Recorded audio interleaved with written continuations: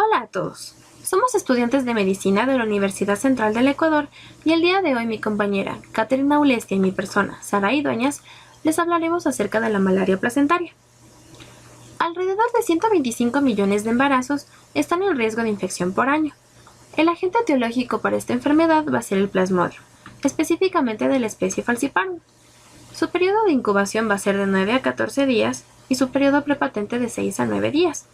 Los órganos afectados van a ser la placenta y el feto. El apicoplasto. Este va a ser un orgánulo vital presente en todos los apicomplexa, la cual va a ser la familia a la que pertenece el plasmodium. El apicoplasto va a ser homólogo a los cloroplastos, pero perdió la clorofila y la capacidad de fotosintetizar. Va a ser un orgánulo pequeño, de 0.15 a 1.5 micras, y este va a estar rodeado de 4 membranas. Va a poseer un genoma propio, el cual va a ser una molécula circular de ADN con un tamaño de 35.000 pares de bases que van a codificar aproximadamente 30 proteínas, un conjunto completo de ARN transportador y otras moléculas de ARN. Este va a ser capaz de reparar, replicar, transcribir y traducir sus genes. Estas 30 proteínas no van a ser suficientes para su funcionamiento, por lo que va a importar unas 500 proteínas adicionales del citoplasma, las cuales van a ser codificadas por el genoma nuclear. Entre las funciones del apicoplasto vamos a tener la síntesis de ácidos grasos, isoprenoides y aminoácidos. En las características estructurales, dentro de lo que es el genoma, vamos a tener 23 megabases de longitud, 14 cromosomas y 5.300 genes. La variación antigénica se va a concentrar en las regiones subteloméricas de los cromosomas. Se van a codificar menos enzimas y transportadores, y la mayor proporción de genes van a estar destinados a evadir la acción del sistema inmunitario y las interacciones entre el huésped y el parásito. Los factores predisponentes del huésped van a ser mayor densidad parasitaria, depresión de las células mediadoras de inmunidad, estado hormonal del embarazo y el mayor estímulo para la replicación del parásito. El cuadro clínico se va a ver agravado en adolescentes y en primigrávidas. Una pregunta común puede ser ¿por qué el cuadro se agrava en primigrávidas? Para esto tenemos 3 hipótesis. La primera es que la placenta de las primigestas está inmunológicamente virgen al parásito y para el desarrollo de una respuesta inmune se requiere de una exposición antigénica repetida. La segunda es que las primigestas tienen niveles séricos de cortisol más elevados y la tercera, que los estrógenos disminuyen la respuesta inmune celular en la placenta y las primigestas producen más estrógenos placentarios que las multigestas. Mecanismo de acción patógena. El Plasmodium falciparum infecta a eritrocitos que poseen una gran afinidad por la placenta. El eritrocito infectado se sitúa en el espacio intervelloso que no está adherido a la pared vascular a diferencia de otros tejidos, y allí se une a un receptor, el condoitín sulfato A, que se encuentra en el sincitio trofoblasto y que funciona como inmovilizador irreversible de hormonas, citocinas y otras moléculas. Los eritrocitos infectados que se unen a estos receptores CSA no tienen la característica del resto de eritrocitos infectados del organismo, es decir, no se aglutinan en la placenta. Recordemos que la formación de rosetas se relaciona con mayor severidad de la enfermedad. Más concretamente, el hematíes se fija al CSA a través de un antígeno variante de membrana, BSA, que se expresa en la membrana de eritrocitos infectados por el parásito. Además, es contra este mismo antígeno contra el que se producen inmunoglobulinas G que median una inmunidad propia de la gestación. Este BSA solo se produce en los eritrocitos infectados que están en la placenta, de forma que se genera inmunidad específica del embarazo y parece lógico pensar que las características de la malaria son diferentes en las gestantes que en las no gestantes. Los niveles de estas inmunoglobulinas G comienzan a detectarse desde la semana 20 en primíparas y más rápido en multíparas. Seguido de todo este proceso viene la activación del complemento. Activación del complemento como mecanismo de acción patógena. El complemento es un componente clave de la respuesta innata inmune a la malaria y contribuye a la protección y respuesta patológica del huésped, como son la coagulopatía, inflamación y activación endotelial. La activación del complemento puede ocurrir por las vías tradicionales y no tradicionales.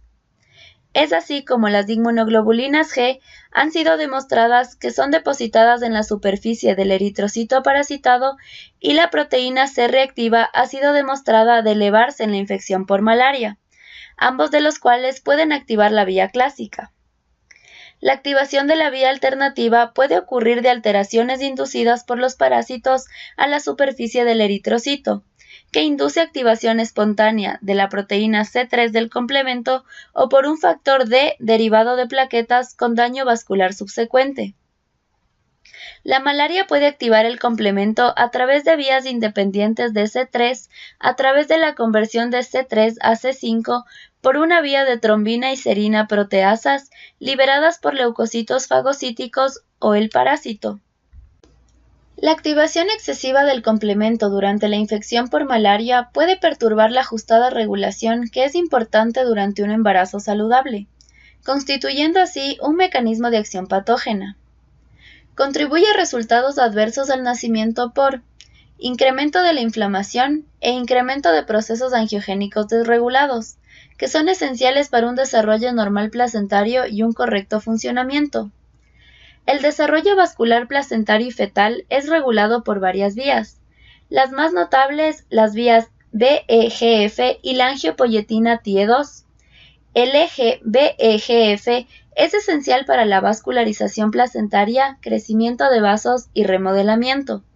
La activación del complemento inducida por la malaria puede resultar en un cambio por un perfil antiangiogénico, con un incremento de SFLT1 y disminución de PGF y de BEGF, que puede impedir procesos normales vasculogénicos y angiogénicos. Alteraciones morfológicas de la placenta asociadas a la citoadherencia. Estudios histopatológicos revelan alteraciones morfológicas placentarias asociadas a la citoadherencia, como son glóbulos rojos infectados secuestrados en el espacio del sincitio trofoblasto y presencia de pigmento malárico en dicho espacio, el trofoblasto y el estroma placentario. Concentraciones de macrófagos en los espacios intervellosos, depósito fibrinoide intervelloso, cambios isquémicos en el sincitio trofoblasto y engrosamiento de la lámina basal del trofoblasto. Alteraciones que podrían afectar al transporte de oxígeno y nutrientes y explicar las complicaciones sobre el feto. Cambios inmunológicos en la placenta. Durante el embarazo aumenta la susceptibilidad a infecciones debido a los mecanismos de adaptación inmunológica influenciados por las diferentes hormonas sexuales. Los estrógenos y progestágenos van incrementándose en la placenta durante la gravidez, modulando la respuesta inmune local. Encontramos una disminución de la respuesta celular Th1 mediada por citoquinas como el factor de necrosis tumoral alfa, el interferón gamma y las interleucinas 11, 2 y 6, lo que va a provocar una menor activación de macrófagos placentarios y aumenta la susceptibilidad de la embarazada a infecciones por Plasmodium. También tenemos un aumento de la respuesta Th2 mediada por interleucinas 4, 5 y 10 para evitar la respuesta contra el complejo mayor de histocompatibilidad paterno expresado en este tejido. Hay unos niveles séricos de cortisol responsables de la inmunosupresión celular y del mayor desarrollo de infecciones. Es así como se presenta una ruptura dramática de la inmunidad adquirida. Paradójicamente, la inmunidad antipalúdica eficaz es completamente transferida al niño. Manifestaciones clínicas. Dentro de las manifestaciones clínicas más importantes encontramos la alteración de la conciencia o coma, la postración y debilidad generalizada, la anorexia que está presente en malaria no complicada, convulsiones con más de 2 episodios en 24 horas, dificultad respiratoria que presenta edema agudo pulmonar o síndrome de dificultad respiratoria del adulto, colapso circulatorio o shock con una presión arterial menor a 70 milímetros de mercurio, ictericia clínica más evidencia de disfunción en otros órganos, sangrado espontáneo anormal, hipoglicemia con glucosa menor de 40 miligramos por decilitro, una acidosis metabólica con bicarbonato en plasma menor de 5 milimoles por litro anemia normocítica severa, con hemoglobina menor de 5 gramos por decilitro y un hematocrito menor del 15%, y una hiperlactatemia con el lactato mayor a 5 milimoles por litro. Complicaciones en el feto. La infección del cordón es frecuente, pero es raro que aparezca clínica en el neonato, ya que la inmunoglobulina G anti-BSA de la madre atraviesa la placenta y protege al feto. La infección fetal puede ser adquirida de forma antenatal por microtransfusión a través de la placenta, lo que estimula las células B y T para producir una respuesta frente a la malaria. La malaria induce producción de células T reguladoras, CD4 y CD25 en el cordón umbilical, y esto aumenta los niveles de interleucina 10 y disminuye el interferón gamma. Si la madre está inmunosuprimida, la malaria podría presentarse de forma congénita como una enfermedad severa entre 2 y 6 semanas tras el parto. Abortos y mortinatos. Existe una alta incidencia de abortos y mortinatos en embarazadas con inmunidad baja, en zonas de baja endemicidad o con transmisión inestable, y las primigrávidas poseen mayor riesgo de complicaciones. La hiperpirexia es causa de aborto en la malaria gestacional cuando ésta se presenta en etapas tempranas del embarazo. Se atribuyen los abortos también a la mayor producción de prostaglandinas en la malaria al ejercer acción excitatoria sobre el músculo uterino. Estas dos hipótesis convergen, ya que ambas dicen que sucede durante las primeras semanas del embarazo, lo que sería la causa de que se desencadenen abortos tempranos. Diagnóstico y tratamiento. Para configurar un caso de malaria gestacional, se debe realizar el análisis en sangre periférica con microscopía de luz y el estudio histopatológico de la placenta. Es importante tener en cuenta que el tratamiento va a variar según la etapa del embarazo. Es así como tenemos tratamientos según el trimestre de gestación. Como ejemplo, tenemos el tratamiento de malaria gestacional por Plasmodium vivax, que va a basarse en la cloroquina administrada en 3 dosis, el primer día 4 tabletas, el segundo día 4 tabletas y el tercer día 2 tabletas. Luego, semanal hasta el parto, se van a administrar 2 tabletas por semana. Es importante destacar que en el parto se debe tomar una muestra de sangre a la madre y al cordón umbilical para realizar una prueba de gota gruesa. En el puerperio se tiene que prescribir primaquina 2 tabletas al día durante 7 días.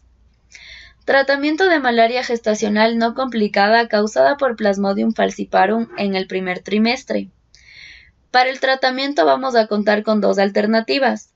La primera, la quinina más clindamicina durante 7 días, y la segunda, el artesunato más la clindamicina durante 7 días. Se recomienda la alternativa 2 solo si el tratamiento de la alternativa 1 falla o no está disponible. Tratamiento de malaria gestacional no complicada causada por Plasmodium falciparum en el segundo y tercer trimestre. En esta vamos a encontrar que es todo lo contrario, ya que tenemos como primera alternativa el artesunato más la clindamicina durante 7 días y como segunda alternativa la quinina más clindamicina durante 7 días. Finalmente, el tratamiento de la malaria gestacional complicada o severa por Plasmodium falciparum.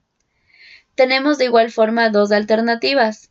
El artesunato como primera alternativa administrado en 3 dosis, la primera a la hora 0, la segunda a las 12 horas y la tercera dosis a las 24 horas, y como segunda alternativa la quinina, que se realiza la primera dosis en la hora 0 y la segunda y tercera dosis en infusión. Vacunas.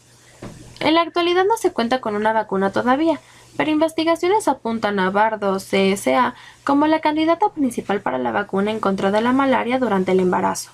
Se ha demostrado que induce anticuerpos que inhiben la adhesión de los eritrocitos infectados al receptor placentario condroitina sulfato A, lo que podría prevenir la infección placentaria. Sin embargo, la capacidad de los anticuerpos inducidos por la vacunación para promover la fagocitosis opsónica no está bien definida, pero es muy probable que sea un componente importante de la inmunidad protectora. Prevención. Se requiere el uso de mosquiteros tratados con insecticidas desde el primer trimestre hasta el final del periodo puerperal. En las zonas de transmisión estable se debe prescribir el tratamiento preventivo intermitente con sulfadoxina y piremelamina. La malaria en el embarazo va a causar 10.000 muertes maternas y alrededor de 2.000 muertes en recién nacidos. Es por eso que la prevención es tan importante. Y bueno, eso fue todo. Muchas gracias por su atención.